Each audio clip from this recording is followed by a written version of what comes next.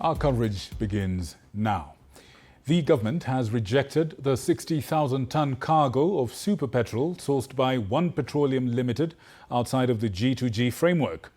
Energy CS Opiyo has directed that the oil marketing firms not to pay the invoices they received. And as Hibak Said now reports, the unauthorized super petrol imports would have raised prices by about 14 shillings. Let's take a look at what happens in this mysterious story. The government has rejected the 60,000-ton cargo of super petrol sourced by One Petroleum Limited. Energy CS Opiyo says the deal was outside the G2G framework. Wandai has directed the oil marketing firms not to pay the invoices that they received. In a statement, Energy and Petroleum Cabinet Secretary Opiyo says that the fuel prices would have risen by up to 14 shillings per litre if the super petrol imported outside the government-to-government fuel importation agreement were to make it to the Kenyan market. The consignment is priced at 198,000 shillings per metric ton, compared to 140,000 per metric ton under the G2G arrangement, an increase of 58,000 shillings per metric ton. The CS has ordered that One Petroleum Limited, the company that imported the said product and invoiced all marketing companies, immediately withdraw all invoices issued and raise credit notes. The CS ordered oil marketing companies should neither pay the invoices nor uplift products from this consignment. One Petroleum Limited has also been directed to exit the product out of Kenya as soon as possible. Energy and Petroleum Regulatory Authority was directed to subsequently exclude the product from the monthly computation of petroleum product costs. On Tuesday, several parts of the country were hit by a fuel shortage. A spot check in Machakos indicates that it has been hit by a severe fuel shortage, with long queues witnessed at the only 2 petrol stations still holding fuel. Sasa ukitoka kwa petrol station unapata ni laini ni refu. Na kufikiwa inabidi sasa ungoje masaa. Ni ile kazi ya kuwasili ile ya kupambana. Motorists in Embu Town have also lamented the sudden fuel shortage in various filling stations across Embu Town that has led to long queues. The frustrated motorists claim they have spent a lot of time queuing, waiting to be served, claiming they haven't managed to attend their business. Wasi hawana mboka, hawajadhokoma, alafu wengine duthi ni za loan hawajalipa. Kwa hivyo tunateseka. Tunaomba tu mtuangalilie mafuta. Hibak Said for TV47.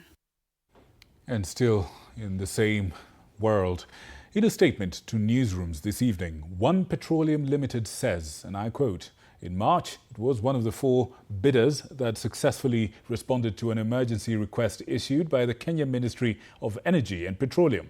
The company says that following consultations with the government, One Petroleum Limited confirms that it has forthwith taken steps to ensure that the petroleum cargo that was brought in on 27th of March of this year via the MT Paloma does not enter the Kenyan market."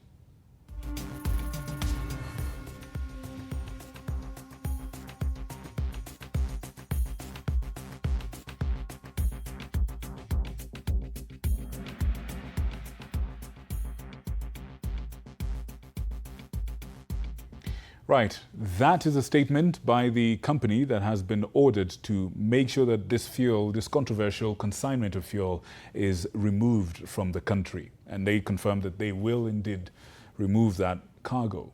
But still, on the same matter, 2 former energy officials who are suspects in the ongoing fuel scandal have been grilled by the DCI for the better part of the day today. The DCI is yet to conclude the investigations into the matter. Sheila Chelangat reports. A critical phase of the probe is now underway at the DCI headquarters, where former EPRA Director General Daniel Kiptoo and former KPC Managing Director Joe Sang have appeared for the 5th consecutive day of grilling following their release on bail. The two, alongside former Petroleum Principal Secretary Mohamed Liban, remain at the center of a widening investigation into the controversial fuel importation deal that has sparked national outrage. DCI Director Mohamed Amin has confirmed that the three suspects are yet to take plea and will instead be required to report daily to investigators as detectives finalize their inquiries. Once investigations are complete, a comprehensive case file will be forwarded to the ODPP for further action. Documents reviewed by investigators revealed that Energy CS Opiyo Wandayi was kept informed through official channels, including emails, letters and minuted meetings as the crisis unfolded. The records further indicate that the Gulf Energy, a nominated oil marketing company, failed to deliver a contracted 85,000 metric tons of petrol by March 19th. National fuel stocks had dropped to just 72,908 cubic meters, with projections pointing to a potential stockout by March 30th. Already Wandayi amesema 2.9 billion imepotea. Hii Kenya imeibiwa, hata hii Kenya iko na nguvu. Ile wizi iko kila siku. Every day wanaiba 3 billion. Hata hii Kenya ni nchi iko na nguvu. The Orange Democratic Movement is demanding accountability over the recent fuel scandal, with party leader Dr. Oburu Oginga saying any public officer found responsible, no matter their rank or political affiliation, must face the law. Dr. Oburu has also condemned attempts to prematurely link CS Lee Kinyanjui and Opiyo Wandayi to the scandal, warning that such speculation risks derailing investigations and politicizing the case. Even as interrogations continue, the key question remains, will the investigations yield concrete evidence and ultimately hold those responsible to account? Sheila Chelangat for TV47. Folks, 16 people who died in a recent accident along the Nyeri-Nyahururu road have been buried during a mass requiem mass at Kabiroeni grounds in Nyeru County. Deputy President Kithure Kindiki called on the judiciary to lift orders barring the use of speed cameras and instant fines to curb accidents in the country. Michelle Mwangi has the full details. At the Kabiroeni grounds in Nyeri County, grief was evident in the air during a mass requiem to bid farewell for the 16 victims, the bodies of 16 people who perished in a greasy accident along the Nyeri-Nyahururu highway. The accident, which occurred near Dedan Kimathi University, involved a 14-seater matatu and a lorry carrying firewood. It is reported to have been caused by the driver of the lorry, who attempted to swerve to avoid hitting a cyclist. It was in this somber atmosphere that the families gave their final tributes to their loved ones, remembering their lives and the great void they have left behind. As I stand before you today, my heart pains for the loved ones we lost. Deputy President Kithure Kindiki raised his voice against what he termed as legal barriers undermining road safety efforts, urging the judiciary to lift orders blocking the use of speed control cameras and the issuance of instant fines. On the other hand, Nyeri Governor Mutahi Kahiga emphasized the need for national self-reflection to ensure comprehensive measures are taken to prepare for such disasters. Requesting the judiciary to lift the orders which have frozen the use of speed cameras on our highways, the application of instant fines for offensive drivers. Kama taifa, hatutaki kila siku tunapoteza watu kiasi hiki ambao wangeendelea kujenga taifa. After the service, Deputy President Kithure Kindiki visited the Nyeri County Referral Hospital to check on the survivors who are still undergoing the treatment.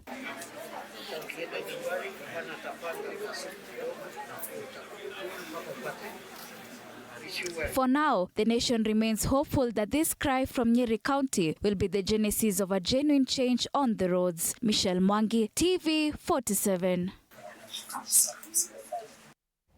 Folks, mental health has overtaken cancer as the world's most cited health concern. This is from a global Ipsos survey. And as Elizabeth Atieno now reports, mental health concerns have risen from 27% in 2018 to 45% this year. As the world marks World Health Day, one health crisis remains constant: that of mental health. According to the World Health Organization, more than 1 billion people are living with mental health disorders, with conditions such as anxiety and depression inflicting immense human and economic tolls. A global survey conducted in 31 countries by Ipsos reveals a deeper problem. Mental health is now the leading global health concern at 45%, especially among the Gen Z population. The research states that this has been largely attributed to daily life struggles, including high-pressure work environments and personal crises. We need to find ways of how do we engage with our community members. A history of depression, it could be elements of substance abuse, but also elements of job loss. The single biggest change I think will be important is to have more conversations like this, allowing people to be in the room and co-design the solutions. Mental health is followed by cancer at 38%, which has 20 million people diagnosed every year in the world. Stress, obesity, drug abuse, and diabetes also feature in the global health concern list at 31%, 26%, 21%, and 19% respectively. Heart disease and alcohol abuse accounted for 16% of health concerns, while smoking, COVID-19, and dementia accounted for 12%, 11%, and 9% respectively. Sexually transmitted diseases, on the other hand, accounts for only 3% of health concerns in the world. This despite the 1 million daily cases of curable sexually transmitted infections. Elizabeth Atieno, TV47, Nairobi. Now, from universities to communities across the country, the youth of this country have been showing up in significant numbers, wanting their voices to be heard and their influence felt in electing their leaders. Many of them cite their desire for better leadership and accountability as the key motivation behind taking up this crucial democratic responsibility. Today, voter registration drives designed for young people happened across the country, including at Kenyatta University and in Meru County. Mudhoni Brenda with more. With just 21 days remaining in the ongoing voter registration exercise by the Independent Electoral and Boundaries Commission IEBC, young people are turning out in large numbers, many of them registering for the very first time. Early today, students at Kenyatta University lined up, each waiting for their turn to register as voters. This is my first time registering as a voter. So yeah, what really influenced me is because we need change in the type of leaders that we have currently in the country. We want change as youths. Yeah, we want good leaders to be at the forefront. Ndo venye tunaambiagwa sisi ndo change. So we want to see the young leaders there. Many of them say that the desire for better leadership was what drove them to turn out and register as voters for the very first time. For me personally, it's my democratic right. Yeah. Is this your first time? Yeah. All right. Now, yeah. My name is Emmanuel Owina Aita, and I'm here to register as a voter so that I can also contribute in promoting good leadership in our country. Yeah. All right, thank you. Now, hi. Hi. What's your name? Unataka kukua kadi? My name is Philip Osambula. Nakuwa kadi juu nichague responsible leaders. Elsewhere in Meru, Tuko Kadi activists encouraged residents to register as voters. They did a door-to-door campaign encouraging sellers to register as voters. Mudhoni Brenda for TV47. Now, a bill has been put in motion aiming to fundamentally change how foreign companies operate in Kenya.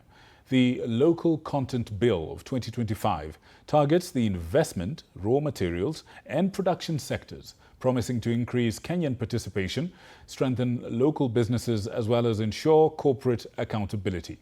Faith Wangari tells us more about this.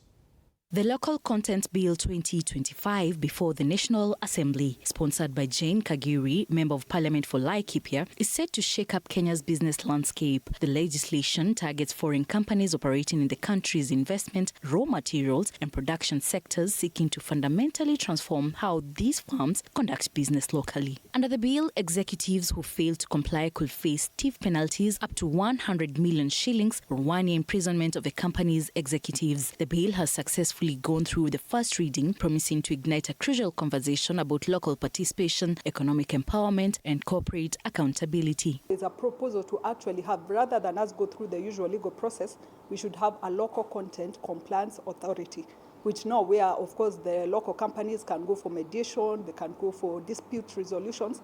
We work better and we work in a more effective way. The Kenya Railways, the Kenyan, all the other companies that we have, major government companies, they are also involved in this mess. They are the ones who drafted the tenders and ensure that only foreigners can qualify. At its core, the bill is giving local industries a 1 year time frame to meet the scale and standards required. 60% of goods and services must originate locally, 80% of employees, including management, must be Kenyan, and in agriculture, 100% of raw materials must come from Kenyan farmers. Without a law like this, that is why we find immigration allowing for anything to take place in this country. But the minute the local content bill becomes an act, now they will be restricted on what business permits or work permits they can give, because they will have to explain to us, why are you giving this person? Is there no other Kenyan who is competent to do the work that particular person is doing? So this law is coming to protect Kenyans in a big and very valid way. The bill raises critical questions. Will stricter requirements discourage foreign investment? Can local industry meet the scale and standard within 1 year time frame? And how will enforcement work in a complex globalized economy? Kenya has been a victim of great exploitation by outside players.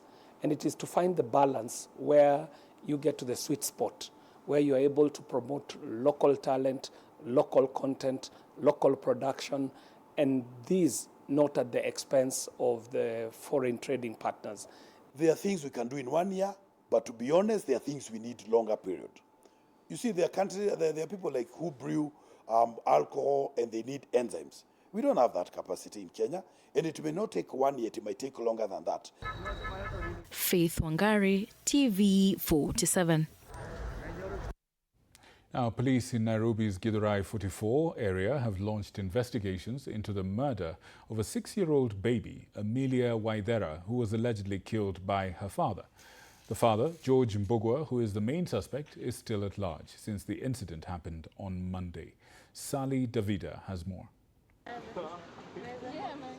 This is the family of 6-month-old baby Amelia Waithera. The family is camping here at Kasarani police station, seeking answers after their 6-month-old daughter was allegedly killed under unclear circumstances. Kwa mtoto kutoka kwa mgongo akafungua leso, akanitoa mtoto, nikaachwa na leso na flannel na kofia ya mtoto. Nikamwacha na mtoto. Kufika mahali nilikuwa kibarua, nikaomba simu, nikapigia mama yake.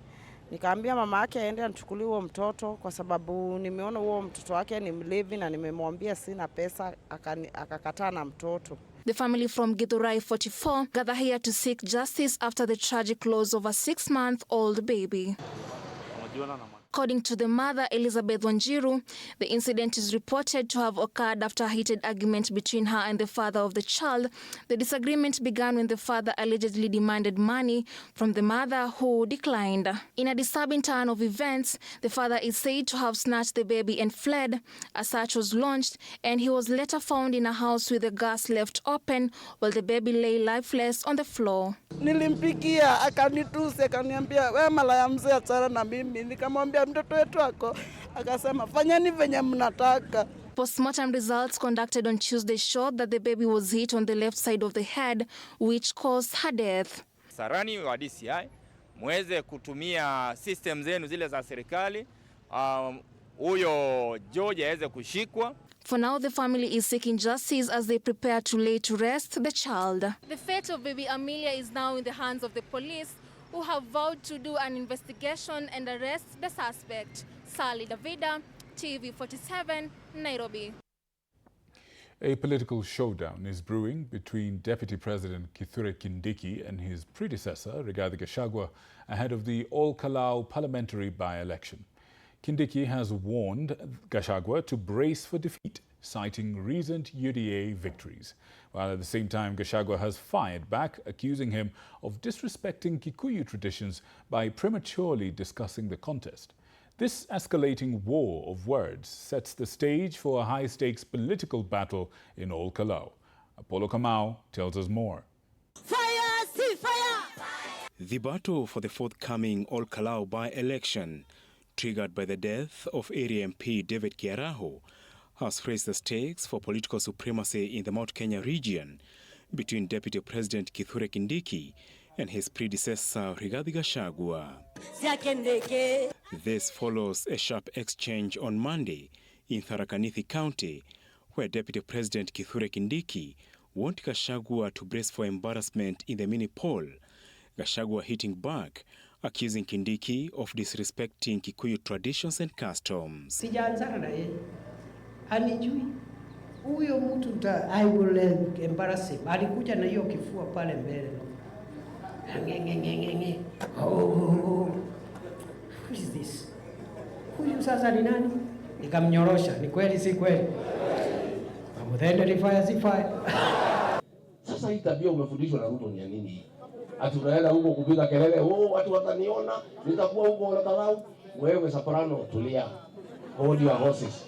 Hold your horse. Ngoja kidogo soprano. Let us bury Kiara. Sasa kama huko na maneno si utakuja uongee. But mimi na watu yangu, we cannot discuss mambo ya uchaguzi, mambo ya by-election until my brother, the Honorable David Kiaraho, is buried. Because that is our tradition. Gachagua, who spoke late Tuesday at Kiaraho's family home in Ol-Kalou, says he will attend the public funeral service on Wednesday at the proposed Nyandarua University grounds in Ol-Kalou. President William Ruto is also expected to attend, marking the first face-to-face meeting between the two since Gachagua's impeachment. Don't mislead Ruto that he can come to Nyandarua ati akataze Rigiji kusugumuza. Don't, because watu ya Nyandarua ni watu ya amani. Tunakuuliza president ukuje, tunakuheshimu na tutakuheshimu. Na hatuna shida na wewe. Shida yetu na wewe tutatatua mwaka ujao. The Ol-Kalou by-election is shaping up as an acid test, not just for Kindiki, but also for Gachagua, who is keen to stamp his authority as the region's political supremo after leading a shift away from President Ruto.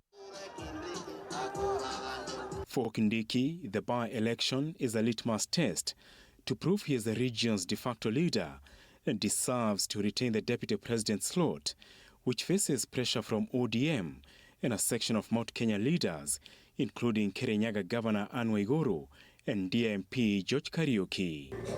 Ngojeni iko by-election inakuja Ol-Kalou Nyandarua. Tutakutana na huyo mwanaume hapo Nyandarua.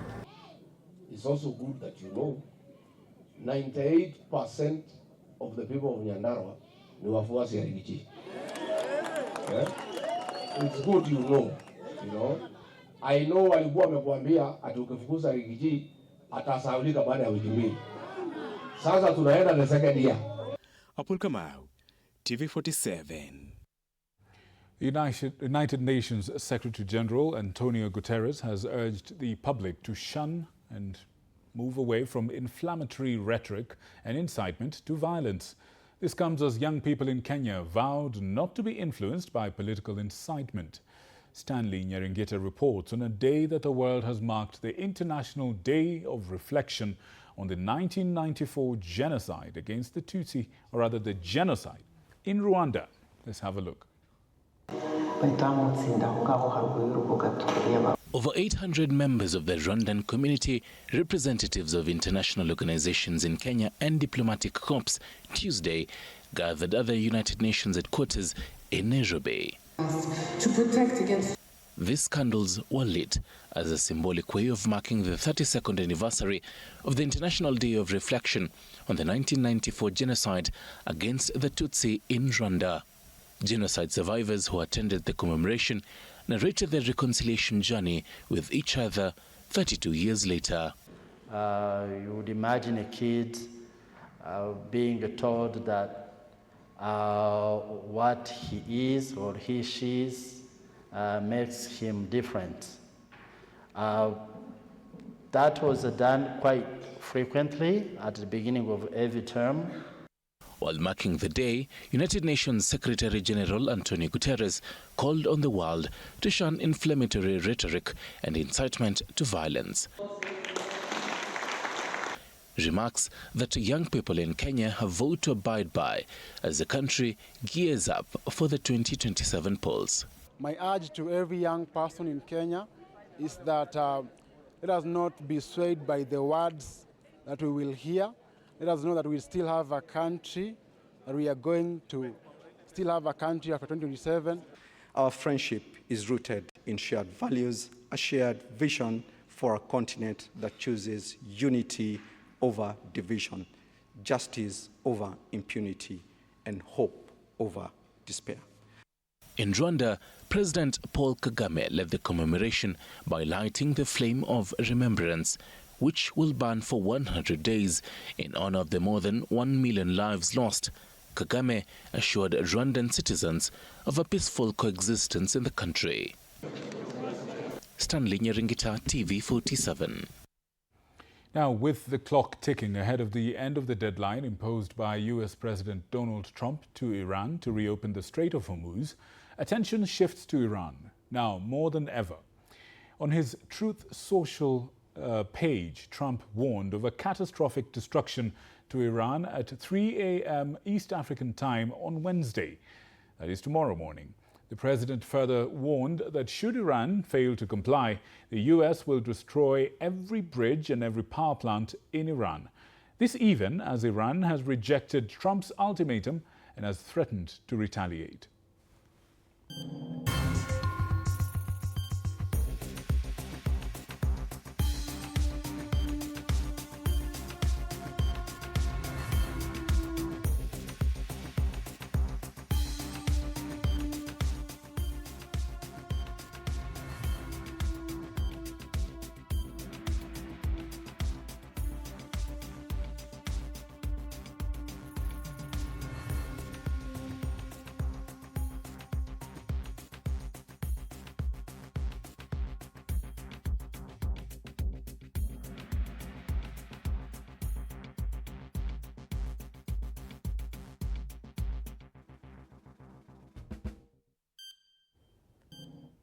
As much economic cost through the Straits of Hormuz, the United States has the ability to extract much greater economic costs on Iran than Iran has on an ability to extract costs on us or on our friends in the world. So I hope that they're smart. The president has set a deadline for about 12 hours from now in the United States. We're going to find out, but there's going to be a lot of negotiation between now and then, and I'm hopeful that it gets to a good resolution. Folks, on that very, very sobering note, we want to take a bit of a breather, and when we come back, we will have more content for you. Please keep it right here on the home of Untold Stories, TV47.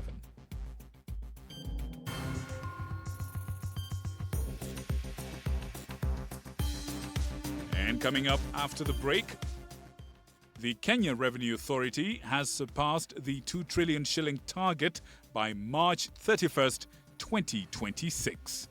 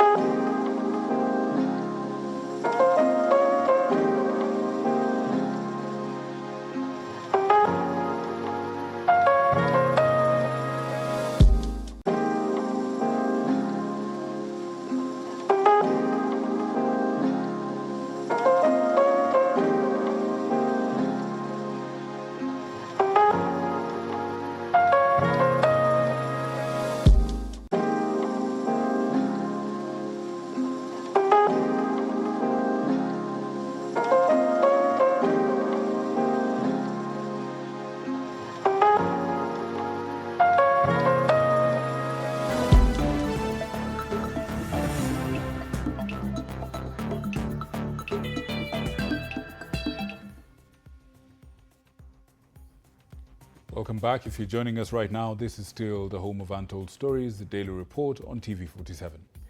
We proceed.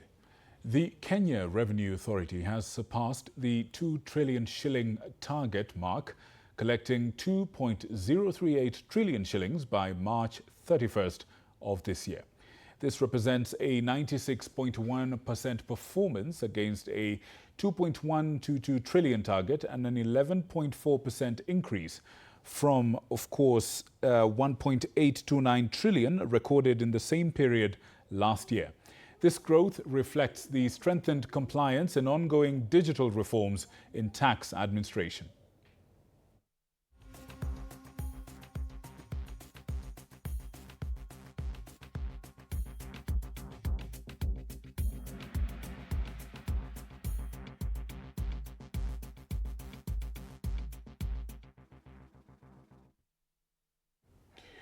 The Kenya Bankers Association has urged the Central Bank of Kenya to retain the benchmark rate at 8.75% ahead of the MPC meeting, citing rising global risks. Inflation stood at 4.4% in March, driven by food and transport costs, while the exchange rate pressures persist.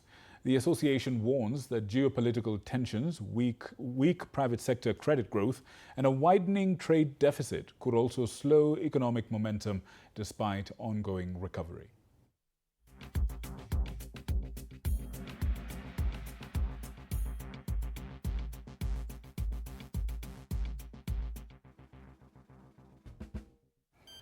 The KPC Foundation has officially launched the second phase of the Inuka Scholarship Mentorship Program, bringing together 406 student beneficiaries for a 3-day mentorship session in Nairobi.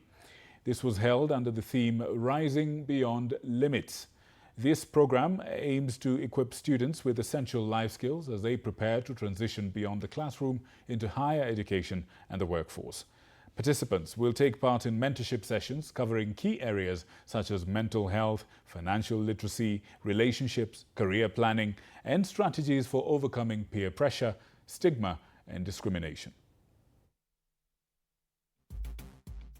KPC has been sponsoring me for about 4 years now, and it has been a great journey. The sponsorship has helped me to have confidence in myself through the mentorships, which one happened last year, and it was good.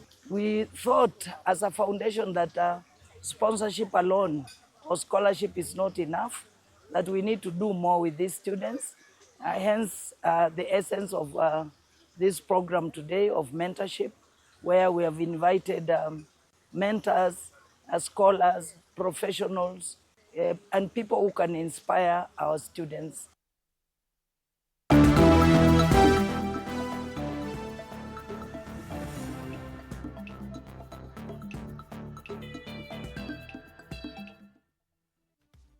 Brookside Term 1 Games highlights brought to you by Brookside Dairy. Brookside Dairy, committed to nurturing sports talent. More than 3,000 secondary school athletes are competing in Kisumu as the Brookside Term 1 Secondary School Games officially kick off. Duncan Mutua tells us more. The 2026 Term 1 Brookside Secondary School Games have officially kicked off in Kisumu County, marking a vibrant celebration of youthful talent. Every other year, a new winner comes to the fore. That alone is an indicator that competition na talent iko juu sana. Na kila team ambayo tunaipatia fulana sisi kama Brookside, ambao wanavaa wakati wa mchezo imeandikwa Brookside hapa mbele.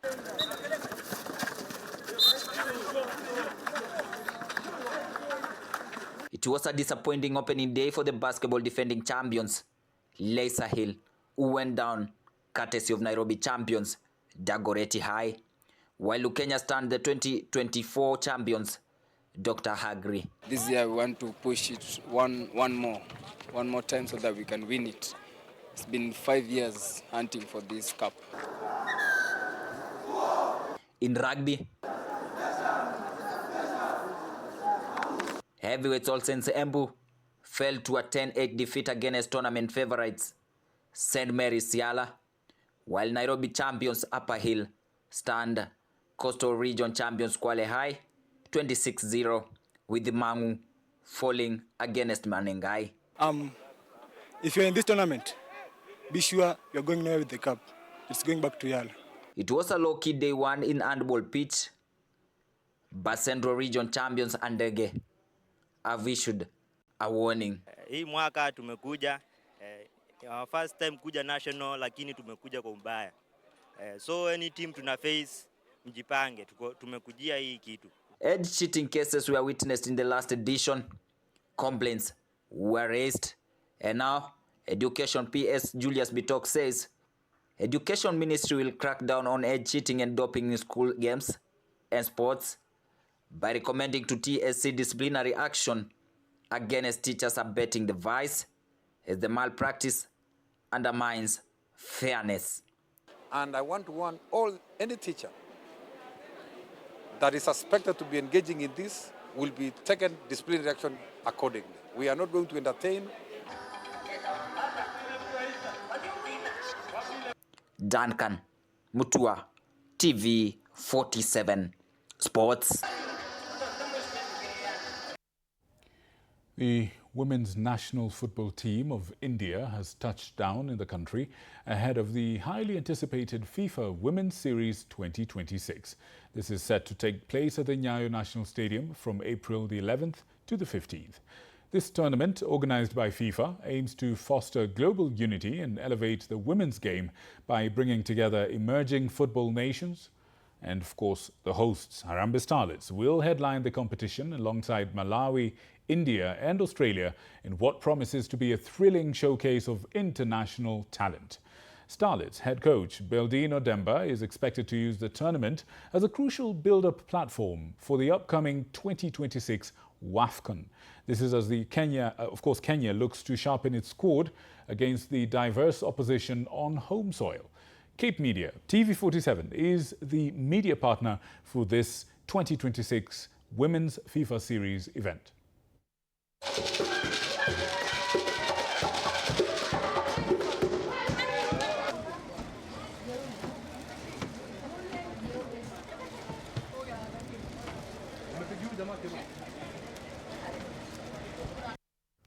Kenya's next generation of chess stars are edging closer to the global stage. This is after a highly competitive national championship, which drew over 8,000 participants and happened at Mangu High School. Over 200 standout players have secured slots in the 2026 National Youth and Cadet Championship playoffs, where only 36 will ultimately earn the honor of representing the country in international competitions this year.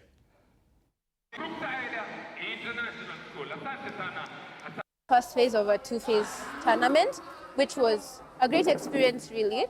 It was tough and I had some obstacles to get through, but yeah, I managed to come out on top. I started with a draw and I knew if I was going to lose, I wouldn't make it to the playoffs, so I had to push myself to continue playing good.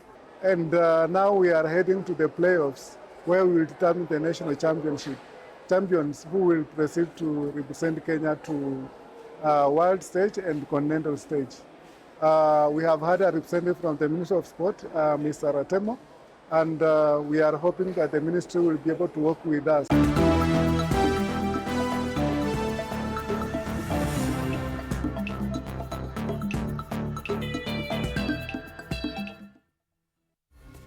Brookside Term 1 Games highlights brought to you by Brookside Dairy.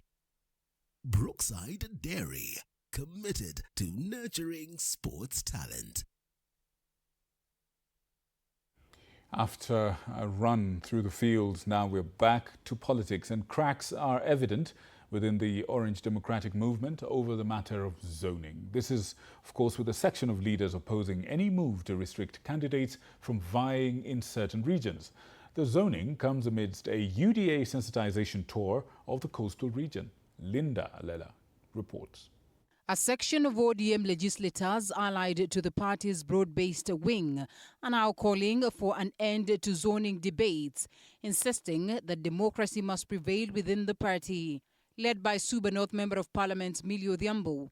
The leaders argue that zoning should not even arise, especially in areas where aspirants have actively served and engaged their constituents. Because why leave out ODM in Rift Valley, where we have presence?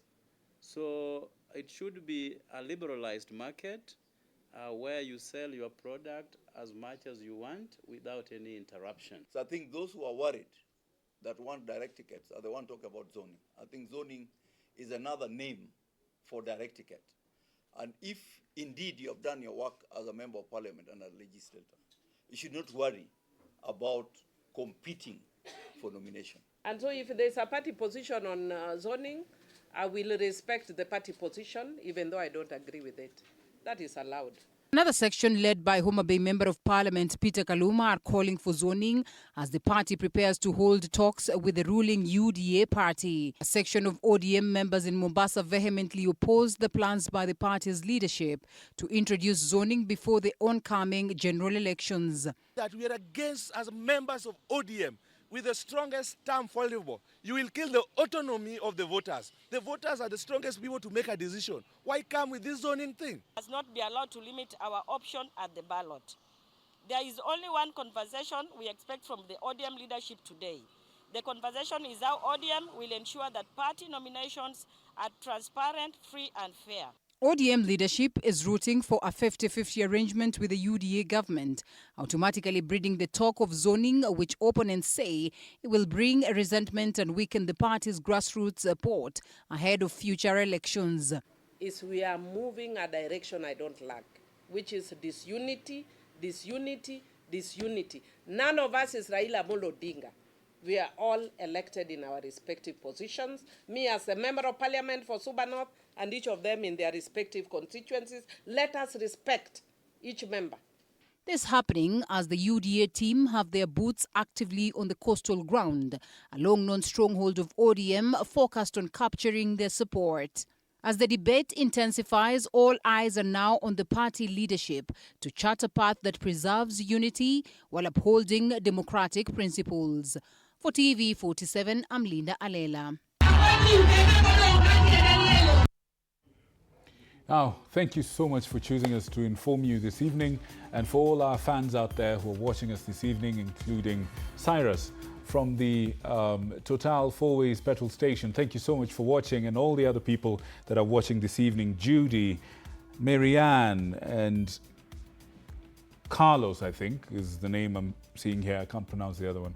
Thank you so much for joining us. From Rhoda Nyamai, our sign language interpreter, and I, Victor Muyakane, as well as all the people that made this a reality, we want to say good night, and may the Lord bless you.